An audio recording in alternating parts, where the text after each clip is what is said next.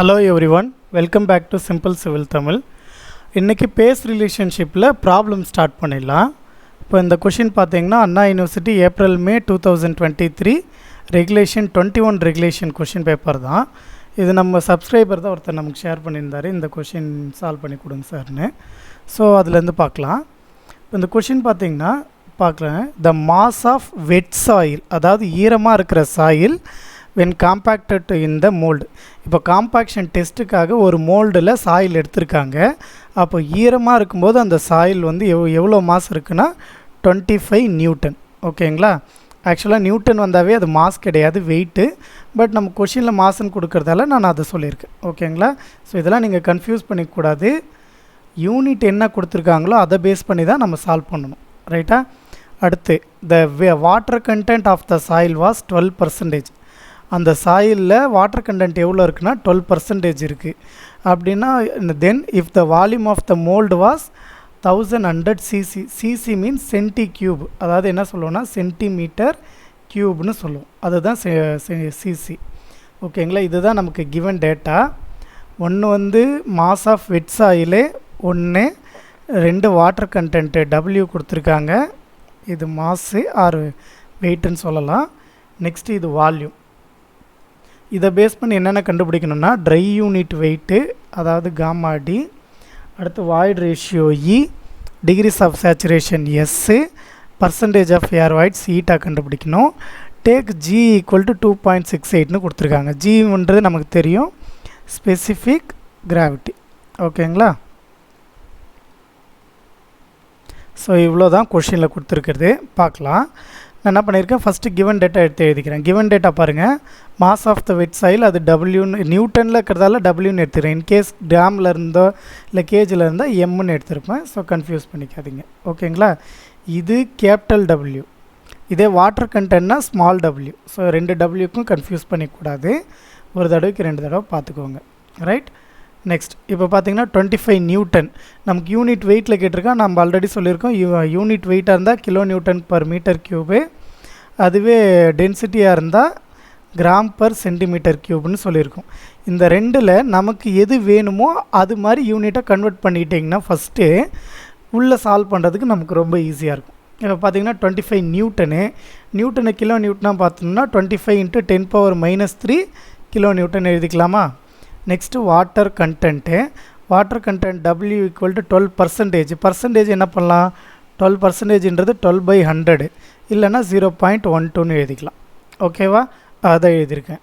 Next volume V equal to 1100 cc or 1100 centimetre cube. 1000 centimetre க்யூபை metre க்யூபாக மாற்றணும். ஓகேங்களா? அப்போ என்ன ஆகுனாக்கா 10 × 10⁻⁻6ன்னு வரும். ஓகேவா? சென்டிமீட்டர் இன்ட்டு, இப்போது சென்டிமீட்டர் மீட்டராக மாற்றணுன்னாக்க 10⁻². இப்போ மீட்டர் க்யூபாக மாற்றும்போது ×3 ஆகும். ஏன்னா இங்கே க்யூப் இருக்குது, அதனால் க்யூபு போடுறோம். அப்போ ஆட்டோமேட்டிக்காக 10⁻6. ஸோ இது சென்டிமீட்டர்லேருந்து தான் மீட்டர் மாற்றுறோம், அப்போ மைனஸு. இன்கேஸ் மீட்டர்லேருந்து சென்டிமீட்டராக மாற்றினோன்னா அது ப்ளஸில் வரும். ஸோ ரொம்ப கன்ஃபியூஸ் பண்ணிக்காதீங்க. சென்டிமீட்டர்லேருந்து மீட்டராக மாற்றும்போது 10⁻⁻6. ஓகேவா? அந்த யூனிட் கன்வர்ஷன்லாம் நீங்கள் கொஞ்சம் ஸ்டடியாக இருக்கணும். அப்போ தான் சம்மு சால்வ் பண்ண ஈஸியாக இருக்கும். Next specific gravity G equal to 2.68. ஓகேவா? இப்போ இந்த சம்மு சால்வ் பண்ணலாம். ஃபஸ்ட்டு பாருங்கள், ட்ரை யூனிட் வெயிட் கேட்டிருக்காங்க. இப்போ இதுக்கு என்ன பண்ணால் நான் முதல்ல ஃபார்முலா பேஜை ஓப்பன் பண்ணிக்கிறேன். ஏன்னா நேற்று சொன்னேன் இல்லையா, ஃபார்முலா பேஜ் இருந்தாக்க அதை பேஸ் பண்ணி எடுத்துக்கலான்ட்டுன்னு. So phase relation formulas. Right? இதுதான் மொத்த ஃபார்முலாவே மனப்பாடம் பண்ணிக்க சொன்னது.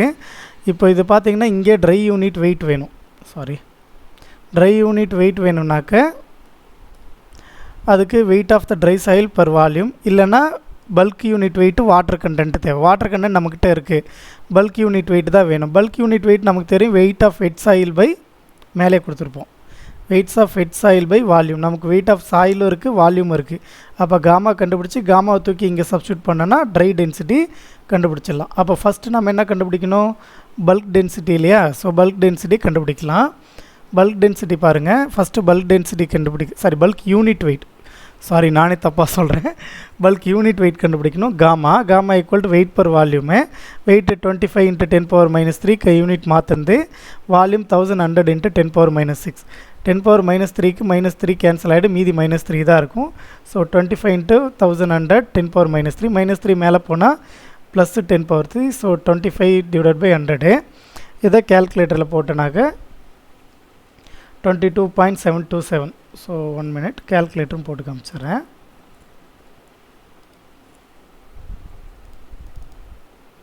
ஓகே, பார்த்தீங்கன்னா 25 × 10⁻3 டிவைடட் பை 1100. ஓகேங்களா, போட்டிங்கன்னா உங்களுக்கு 22.727 kN/m³ கிடச்சிருக்கு. ரைட், ஆனால் நமக்கு கேட்டிருக்கிறது ட்ரை யூனிட் வெயிட் தான். ஸோ ட்ரை யூனிட் வெயிட்டுக்கு தான் இங்கே ஃபார்முலாலே ரிலேஷன் இருக்குது. இந்த ரிலேஷனை யூஸ் பண்ணிக்க வேண்டியதான். So dry unit weight equal to gamma divided by 1 + W. இதுதான் ட்ரை யூனிட் வெயிட்டுக்கான ஃபார்முலா. ஸோ அந்த ஃபார்முலாவை எடுத்து எழுதுகிறேன். இதில் காமா நமக்கு தெரியும் 22.727. வாட்டர் கண்டென்ட் 12% கொடுத்துருந்தாங்க, அப்போ 0.12. இதை அப்படியே கால்குலேட்டரில் போட்டிங்கன்னா நமக்கு ட்ரை டென்சிட்டி வந்துடும். போட்டு காட்டுறேன் பாருங்கள். 22.727 டிவைடட் பை 1 + 0.12 1.12. ஸோ 1.12 போட்டோன்னா நமக்கு 20.292 வருது. ஸோ அதாவது 19 வந்துச்சு, இங்கே ஒரு டிஜிட் தள்ளிட்டு 2ன்னு கொடுத்துருக்கு. So 20.292 kN/m³. ஸோ ஃபஸ்ட்டு நமக்கு ட்ரை யூனிட் வெயிட் கேட்டாங்க, அதை கண்டுபிடிச்சிட்டோம். ஓகேவா, நெக்ஸ்ட்டு பார்க்கலாம். Next void ratio. வாய்ட் ரேஷியோவுக்கு பாருங்கள், நமக்கு வாய்ட் ரேஷியோவுக்கு நம்மக்கிட்ட என்ன ஃபார்முலா இருக்குது அப்படின்னு செக் பண்ணி பார்த்தீங்கன்னா இந்த ஃபார்முலா இருக்குது. Gamma D equal to 0W/1 + C. இது ஒரு ஃபார்முலா இருக்குது. ஆர் இங்கே மேலே ஒன்று இருக்குது, gamma equal to G + SC gamma W/1 + C. இதில் நம்மக்கிட்ட S இல்லை, அதனால் இது யூஸ் பண்ண முடியாது. பட் இங்கே எஸ் தேவையே இல்லை, காமா டி இருக்குது இல்லையா, அப்போ இந்த ஃபார்முலாவை எடுத்து எழுதிக்கலாம். Gamma D equal to G gamma W/1 + C. So gamma D equal to G gamma W/1 + C எடுத்து எழுதிக்கிறேன். இல்லை rho D sorry gamma D நம்ம ஆல்ரெடி கண்டுபிடிச்சிருக்கோம், மேலே தான் பாருங்கள் 20.929. ஸோ அதை தூக்கி இங்கே சப்ஸ்டியூட் பண்ணிடலாம். Next G equal to 2.68 given டேட்டாலே கொடுத்துருக்காங்க. காமா W kN/m³ யூஸ் பண்ணுறதால 9.81. இன்ட்ரொடக்ஷன் வீடியோலேயே சொல்லியிருக்கேன், ப்ளஸ் ஃபார்முலா வீடியோலேயும் சொல்லியிருக்கேன், பார்த்துக்கோங்க. Divided by 1 + E. ஈன்றது தான் வாய்ட் ரேஷியோ, அதை தான் நம்ம கண்டுபிடிக்க போகிறோம். ஓகேங்களா, இதை எப்படி கேல்குலேட்டரில் சால்வ் பண்ணலான்னு பார்க்கலாம். கேல்குலேட்டர் ஓப்பன் பண்ணிக்கோங்க. இதில் இருக்கிறத அப்படியே டைரெக்டாக டைப் பண்ணிக்கோங்க. 20.292. இப்போ இந்த ஈக்குவல் இருக்கு இல்லையா, அந்த ஈக்குவல் சிம்பிள் எப்படி வரைக்கணும்னா ஆல்ஃபா கேல்சி பட்டன் எழுதுனீங்கன்னா ஈக்குவல்ட்டு வந்துடும். பண்ணிவிட்டு இது என்ன இருக்குன்னு பாருங்கள், 2.68 இன்ட்டு 9.81. ஓகேங்களா, டிவைடட் பை 1 + E. அப்போ ஓப்பன் ப்ராக்கெட் போட்டுக்கணும், ஏன்னா இங்கே கீழே ப்ளஸில் இருக்குது, அதனால் ஓப்பன் ப்ராக்கெட் 1 + இப்போ இந்த ஈன்றது நமக்கு தெரியாது, அதனால் நான் எக்ஸ்ன்னு வச்சுக்கிறேன். ஸோ ஆல்ஃபா ப்ரெஸ் பண்ணி எக்ஸை ப்ரெஸ் பண்ணிக்கிறேன், க்ளோஸ் ப்ராக்கெட். இதே நீங்கள் நார்மலாக மேனுவல் கால்குலேட்டர் ஷிஃப்ட்டு கேல்சி திரும்ப இன்னொரு தடவை ஷிஃப்ட்டு கேல்சி எழுத்துனீங்கன்னா உங்களுக்கு ஆன்சர் வந்துடும். எனக்கு ஈக்குவல் எழுதணும். இந்த கேல்குலேட்டரில் பார்த்தீங்கன்னா எக்ஸோட வேல்யூ 0.2956. ஸோ நமக்கு ஈயோட வேல்யூ என்னது, ஈ தானே எக்ஸ்ன்னு எடுத்துக்கிட்டோம், அப்போ 0.2956 அதை எடுத்து எழுதிக்க வேண்டியதான். ஓகேங்களா, இதுதான் void ratio. Next degrees of saturation. Degrees of சேச்சுரேஷனுக்கும் நமக்கு ரிலேஷன் தெரியும். இங்கே பார்த்தீங்கன்னா காமன் ரிலேஷனில் கொடுத்துருக்கோங்களா. இங்கே ஃபார்முலா இதுக்கு முன்னாடி வீடியோலேயே சொல்லியிருக்கோம், SE = WG. இதில் E வாய்ட் ரேஷியோ தெரியும், W வாட்டர் கண்டென்ட் தெரியும், G ஸ்பெசிஃபிக் கிராவிட்டி தெரியும். அதை சப்ஸ்டியூட் பண்ணால் S கிடச்சிரும். ஸோ ரொம்ப சிம்பிள் தான். எஸ் அப்படியே வச்சுக்கோங்க. ஈக்கு பதிலாக இங்கே மேலே கண்டுபிடிச்சிருக்க வேல்யூ சப்ஸ்டியூட் பண்ணுங்கள். அடுத்து டபிள்யூக்கு பதிலாக 0.12, ஜிக்கு பதிலாக கிவன் டேட்டா வாட்டர் கண்டென்ட் 12% கொடுத்துருந்தாங்க, அதை பார்த்துக்கலாம். ப்ளஸ் இது 2.68 சால்வ் பண்ணிங்கன்னா உங்களுக்கு 1.08 கிடைக்குது. பார்த்துடலாம் எப்படின்ட்டுன்னு. இந்த எஸ்ஸுக்கு பக்கத்தில் இருக்கிற வேல்யூ என்னென்னு கொண்டு வந்தீங்கன்னா டிவைடில் வந்துடும், அப்படி போட்டுக்கோங்க சிம்பிளாக. 0.12 into 2.68 divided by இந்த 0.2956 0.2956 ஈக்குவேட் பண்ணிங்கன்னா 1.087, அதாவது ஒன்றை விட அதிகமாக போகுது. சேச்சுரேஷன் அப்படின்னா என்னென்னா சாயிலுக்கு ஈக்குவலாக தண்ணி இருக்குது, அதுக்கு மேலேயும் போயிருக்கு. அப்படின்னும்போது நமக்கு மேக்ஸிமம் சேச்சுரேஷன் 100% தான் நம்மளோட எலிஜிபிள் அமௌண்ட்டு. அதுக்கு மேலே போனால் நம்ம ஒரி பண்ணிக்க தேவையில்ல. ஸோ 100% எடுத்துக்கிட்டால் போதும். ஸோ எஸ்ஸோட வேல்யூ 1. ஓகேங்களா? நீங்கள் ரிசல்ட்டில் இதுவும் எழுதிக்கோங்க, இதுவும் எழுதிக்கோங்க. சம்டைம்ஸ் என்ன பண்ணுவாங்க, வேல்யூவேஷனில் வேல்யூ சில ஆன்சர் கீழே இது மட்டும் கொடுத்துருப்பாங்க, இது ரீசன் எழுதாமல் கூட விட்டுறலாம். ஸோ அதனால் உங்களுக்கு மார்க் மிஸ் ஆகிடக்கூடாது. ஸோ ரெண்டுத்தையும் நீங்கள் எடுத்து எழுதிக்கோங்க, ப்ராப்ளம் இல்லை. இதை எடுத்து எழுதிட்டு கீழே இந்த ரீசன் எழுதிட்டு அதுக்கப்புறம் S = 1ன்னு எழுதிக்கோங்க.